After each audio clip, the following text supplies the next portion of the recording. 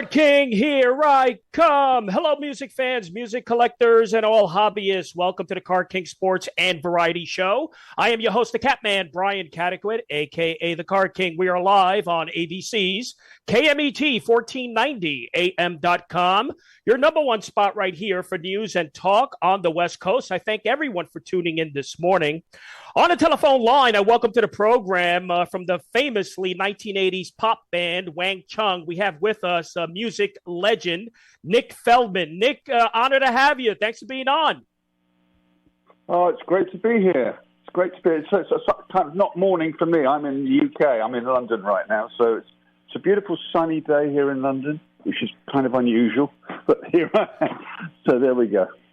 Well, I really appreciate you taking the time. And some exciting current news for Wang Chung with the announcement of the newly released Clear Light, Dark Matter album, which is out now.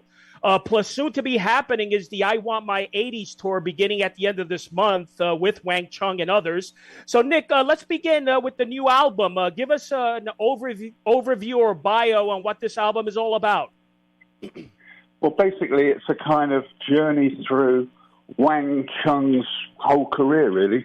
So it's an anthology, retrospective, and it's a nice kind of 360 sort of immersion in everything we've done and are doing. So the album is like got all the hits on it. It's got some deeper cuts on it as well, some rare B-sides, some unreleased stuff. It's even got some demos of our, of tracks like Dance All Days, so you can hear the origin of these songs. And we've also done there's a live version of Fire in the Twilight, our song from the Breakfast Club. That's taken from an album that's going to be coming out later this year. That was recorded at the El Mocambo in Toronto last year. So we're very excited about that record as well.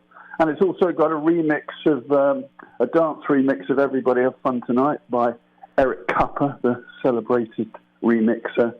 So it's a really nice kind of journey through Wang Chung, all aspects. I think we're very proud of it. It's got nice artwork. It's a lovely artifact. It's on vinyl as well as CD. So, hopefully everyone will enjoy it. Yeah, and, we have about 91,000 plus listeners streaming the program during these hours and about 50,000 later on YouTube. So to our audience, where can they go pick up this album? Well, go to wangchung.com. I think that's probably the best place to get it. Or the record company is a company called Sing, S-I-N-G. So you can get it from their website. So one of those two, you can pick it up. There we go. So kind of easy to get hold of. Absolutely. And, we have at the end of this month, I'm looking at your website, wangchung.com, and I see that at the end of this month, the I Want My 80s tour is beginning. Wang Chung plus others. Talk a little bit about what we can expect on that tour. Well, we're excited about that. That starts, as you say, at the end of the month. It's a long tour. I'm going to be away from home for 2.5 months. We're doing about over 40 shows on the tour. It's with Rick Springfield, John Waite, Paul Young, and some dates are with John Cafferty. So we're kind of excited about that mix of bands. I think it's a good kind of collection of bands. I think the audience will enjoy the kind of journey from the opening band to the closing band. So I think it's going to be a good experience. Plenty of hits in there between all the bands. I think we can stretch out a little bit as well it's not just doing 10 minutes and then you're off. We can do a reasonably long set and get into some interesting cuts as well as the hits. So we're really excited about it. It's in really good venues all over the place. So, we're really up for it. But we've been touring a lot over the last, quite a few years now. So we're kind of, we're pretty match fit. I think we put on a good show. People seem to enjoy it. And we love sort of interacting with the audience. So, if you like your 80s, I think you're going to have a good time. Yeah, definitely. And, when you look back at your career, Nick, and the band's career, are you surprised that the legacy still continues in 2025 and beyond? I mean, it never ceases to amaze me. Every year that goes by, I'm sort of shocked by another, set of extraordinary developments in Wang Chung world. I mean, if you'd asked me 40, 50 years ago that if we had, we were going to remain as successful as we have been for so long, I would have thought you were completely out of your mind, But it has lasted and it's endured. It's difficult to know exactly why, but I think it's partly because I think the songs are strong. I think the sort of sound palette that we used back in the day still sounds contemporary. I think a lot of younger people and artists and bands have sort of still used those same kind of sounds. So I think it's a familiar sound. And also, the fact that these songs kind of get onto big TV shows and movies and into big computer games and commercials, it sort of that keeps it alive beyond just our fans. And I think younger people who see, like, for example, we're in the new Grand Theft Auto that's coming out next year. We didn't even know we were in it until all these fans started telling us, you're in the trailer. I was so excited. And then, in about 2 days, that the trailer's got about 120 million views, And but it's great because I think it attracts younger people, a different sort of demographic of kids and people. So I think everything's kept very alive and very vibrant, and we're still strongly in the culture. Now, I remember back when we had Dancehall Days was in Grand Theft Auto Vice City back, quite a few years back. I remember my son, who was about 11 or 12 at the time, and shouldn't have been playing a game like that, but he was. And he sort of came across Dancehall Days, He's like, Dad, your song's in Grand Theft Auto. I could see him thinking, maybe Dad's a bit cooler than I thought he was. So yeah, it's amazing how, it comes from all different places, and it's amazing for us, an absolute blessing. And Nick, you know better than anyone else, the late 70s or the mid 76, 77, 78, I believe, UK was experiencing that punk rock explosion in London. Do you believe that opened up the door to, to what you created? Very much so. I mean, I just, I'd just been thrown out of my university. I was up in Liverpool University. They threw me out after 2 years for doing for studying alcoholology instead of psychology, which is what I'm supposed to be doing. And I came down to London, and I managed to kind of book my way into a job as a booking agent. I completely lied, and I got myself a job. And it's just around that time, punk was really starting was just starting up in London. It was a very exciting time. And so I used to be out there I used to I booked the Clash a few gigs, for hardly any money, because it was just right at the beginning. And then I went on to discover Adam and the Ants. I used to get them gigs, and The Only Ones, and all sorts of bands. It was a really exciting time, but the people I was working for just didn't get punk. They thought it wasn't proper music. And in the end, I just got really frustrated.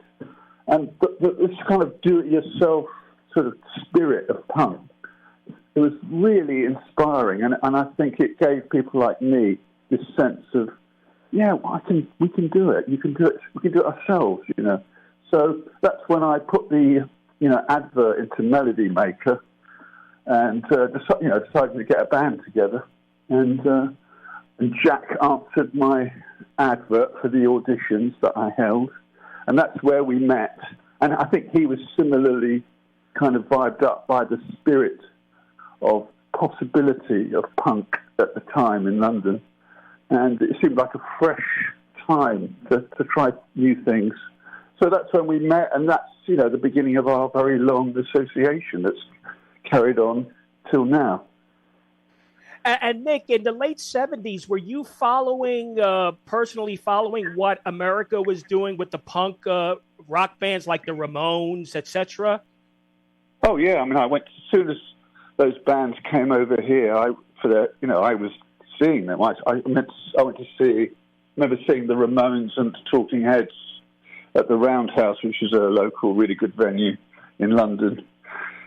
Yeah, very much so. I mean, both Jack and I have always loved American music. So we loved it, pre-punk, and we loved it, post and during punk as well. So we're both very well versed in American music. We felt very comfortable with that. So and I think that sort of comes out in our music a bit, sort of naturally. Do you know what I mean? So it's not that we were trying to sound American or anything. I think it just naturally happened. So I think we were a good mix of American and English sort of influence. Obviously, we both loved the Beatles, but we loved, bands like Little Feat and some of the West Coast stuff. And I loved funk and soul stuff like Marvin Gaye and Sly and the Family Stone. So all those influences sort of came together and just came out naturally.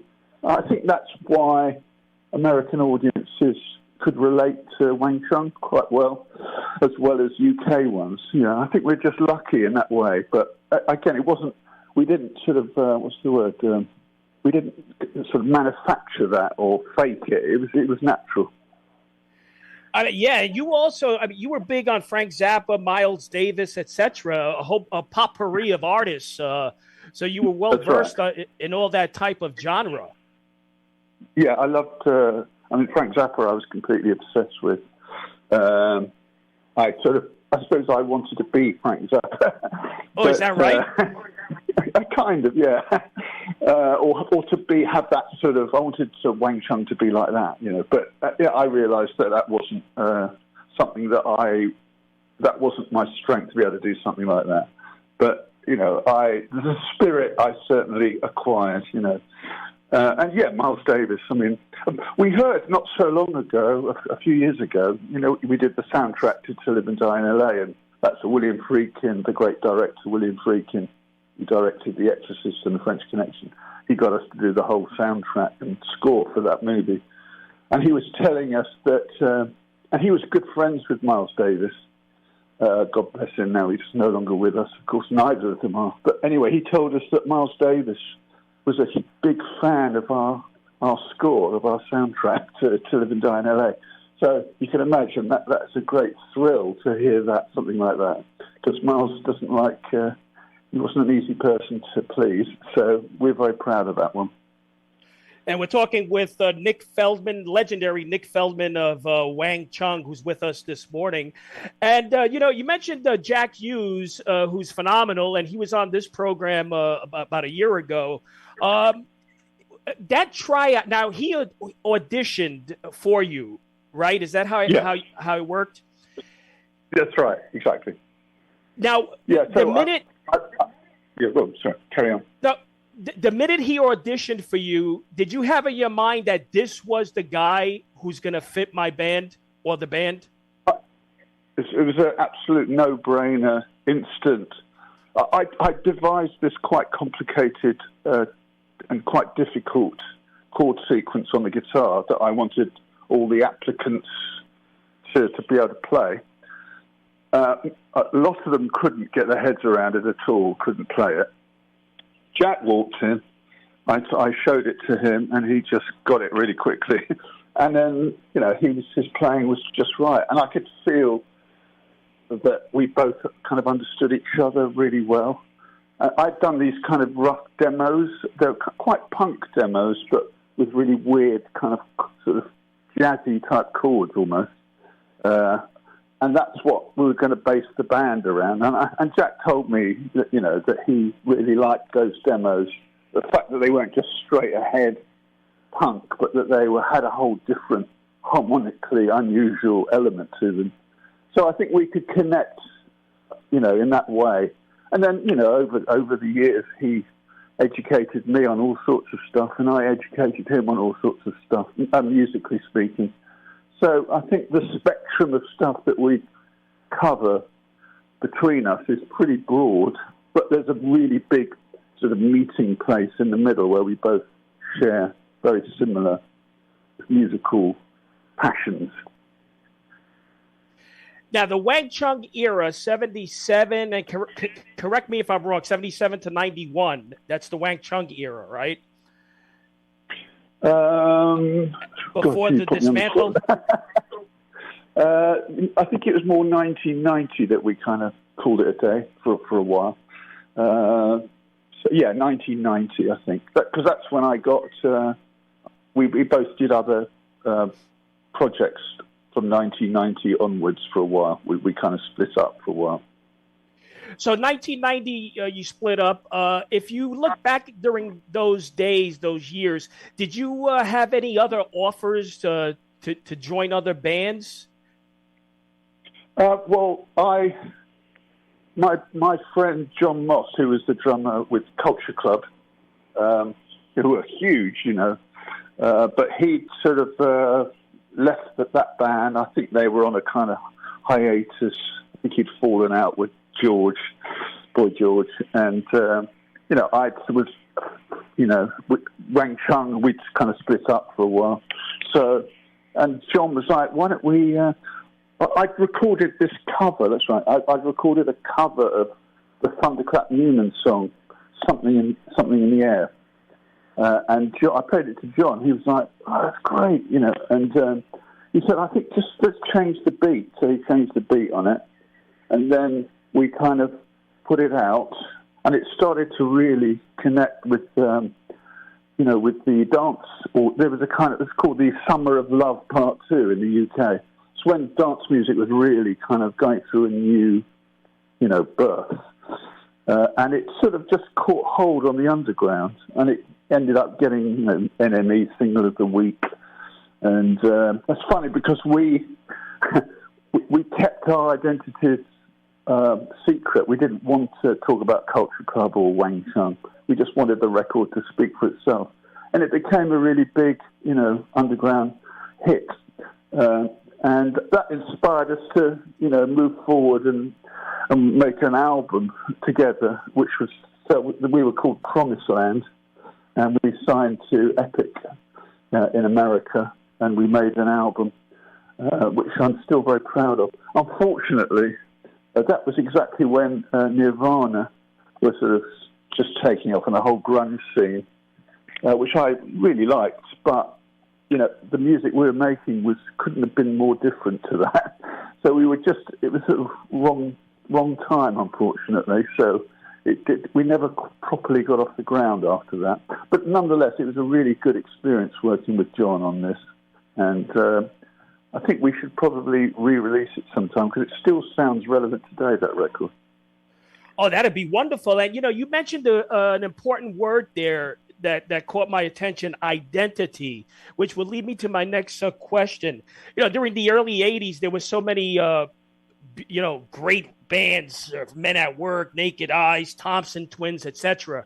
What do you think, and what do you think made Wang Chung different than those three bands that I mentioned during that period, the early 80s? I think that's a difficult question to answer, but I think there's various answers to that.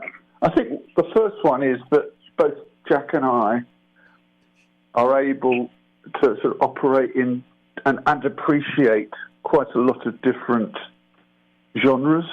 So I think we like to hybridize all different types of musical styles. I think they all come to play in our work. So I think, Wang Chung's like a laboratory of ideas, if you like. So I think what we present is quite sort of complicated and rich. It's got this sort of top end that's quite accessible, apparently just straightforward pop.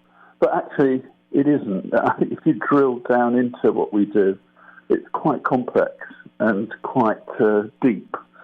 So there's different levels all operating at the same time with Wang Chung. I'm not saying that isn't the case with other bands, and maybe it is, but I think with us it's certainly quite a strong factor in us being who we are, you know what I mean? And then, of course, we're not bad musicians, and Jack's got, his voice is very discernible and arresting. So I think all the combination of those things, plus I think we knew how to write a song, and our influences were pretty broad from all the way from classical music right through to, soul music and funk via punk and Frank Zappa and Miles and jazz and prog. Everything sort of is swimming around in this Wang Chung kind of pool of music. So that's how I would analyze that. But yeah, I was thinking, was there competition? In radio there's competition, in sports there's competition. Did you feel you had competition early 80s with all these other bands, these groups? And I suppose, I think these days, when we're touring and, I've met far more 80s bands, and hung out with them and become friends with them in these latter years, I'm doing these touring. And I think that there's a sense of community between us all. It's like we're all in it together somehow. So it's a kind of brotherhood of bands. But whereas I think back in the day, yes, we were all a bit more isolated and a little bit more maybe competitive. I think we were all trying to, at that time, we were still in a kind of fight to define what we were and to become, to express ourselves clearly and to become successful and stable. I think these days, we're kind of, we are what we are. And I think there's a kind of, maybe a little bit more mature in some cases. So I think we're who we are, and I think that's therefore we can sort of lean back into what we do and maybe be a bit more relaxed about, our identity and therefore able to be more, to sort of bond with other bands that we meet and hang out and work with, So yeah, much more friendly, as far as I'm concerned anyway, much more friendly these days, I think. And, I have a few minutes left, so I want to end it with, I want to play a little brief teaser on what to expect when purchasing this latest album, Clear Light, Dark Matter. Let's hear Wang Chung.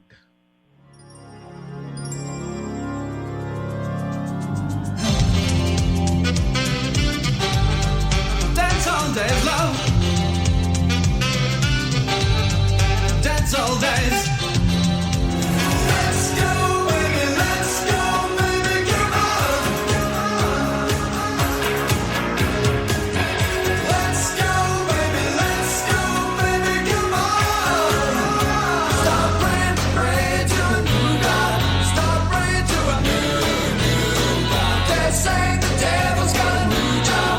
Stop praying to a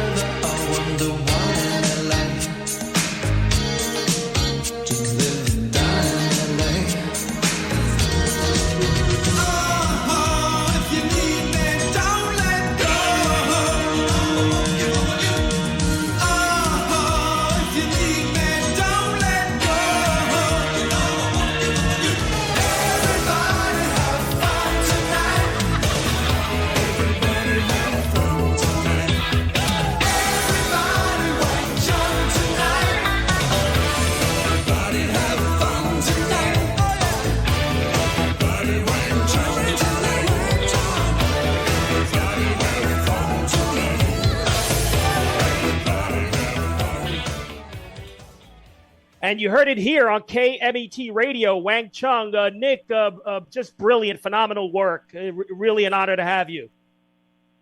Well, thank you. I was quite impressed with that myself. Oh, tremendous. So, yeah, well, we're looking forward. Again, our audience can log on to wangchung.com and they can find out all the information about the new album, right? That's right. And it's been great talking to you. And, keep wanging your chungs, everybody. And, get clear like dark matter. I think you'll enjoy it. We're very proud of it. Thanks so much. The legendary Nick Feldman, Wang Chung. Until next week, happy collecting to all.